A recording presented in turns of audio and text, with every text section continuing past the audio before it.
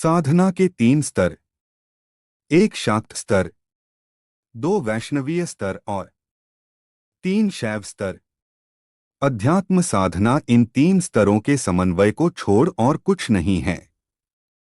विश्व चक्र के परिधि बिंदु से केंद्र तक पहुंचने के लिए इन तीनों में से किसी की भी अवहेलना करने से नहीं चलेगा। कोई किसी से कम नहीं है। एक शाक्त स्तर शाक्त साधना ही सबसे गुरुत्वपूर्ण है, कारण इस शाक्त साधना में ही जैव भाव अर्थात जीव भाव शैव भाव अर्थात शिव भाव के पद पर पदयात्रा शुरू करता है।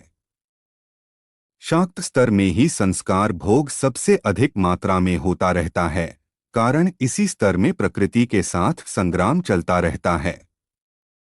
यह शाक्त स्तर ज्ञान तथा कर्म प्रधान है, भक्ति प्रधान नहीं।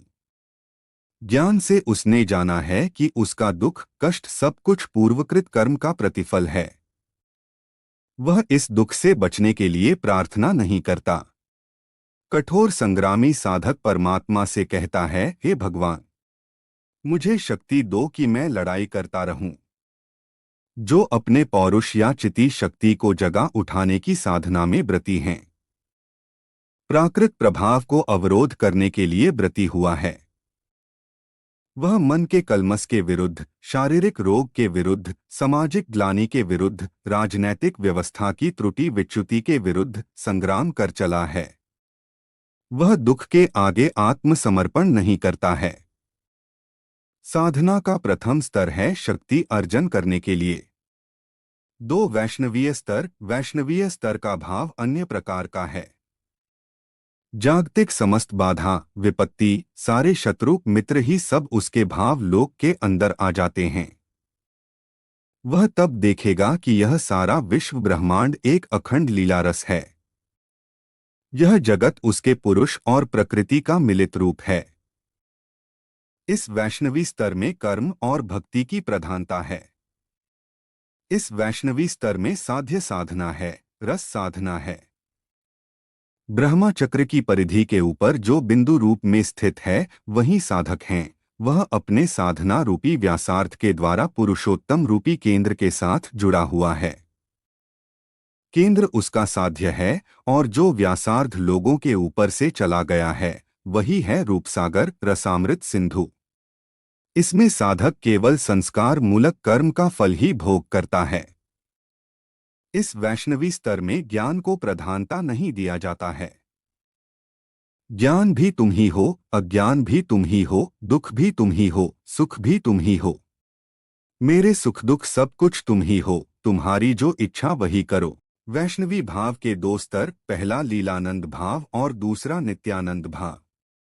1 लीलानंद भाव। साधक का मन जहां ब्रह्मा के संचर प्रति संचर झूले में आंदोलित होता है। ब्रह्मा लीला तरंग में तब उसकी भी सर्वस्ता तरंगायित होती रहती हैं। वह हंसता है, नाचता है, रोता है, गाता है। इसमें जो साधक को आनंद मिलता है उसको लीलानंद भाव कहते हैं। 2 नित्यानंद भाव। नित्यानंद में किंतु इस प्रकार का अभी प्रकाश नहीं है। लीलानंद में जो रूप रस तरंग बह चला है उसका कारण परमात्मा है। उसका भाव ही नित्य भाव हैं।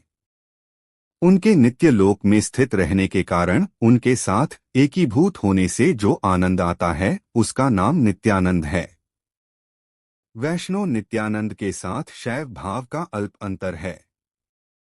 यहाँ साधक साधक नहीं रह जाता, वह परमात्मा स्वरूप हो जाता है। वह आनंद सिंधु में डूब जाता है।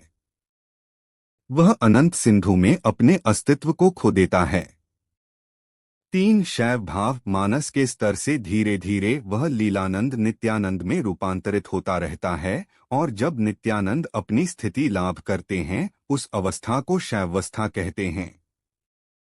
जो पक्का वैष्णव नहीं हो सकता वह शैव नहीं हो सकता है। शैव का मन बोलकर कोई चीज नहीं है। उसमें अस्तित्व बौद्ध भी नहीं रहता है। शैव ज्ञान स्वरूप है। शैव आनंद स्वरूप है। तुम धन्य हो, तुम धन्य हो। यहाँ अनुमानस भूमानस एक हो जाते हैं। मानस दान के स्तर से धीरे धीरे वह लीलानंद नित्यानंद में रूपांतरित होता रहता है।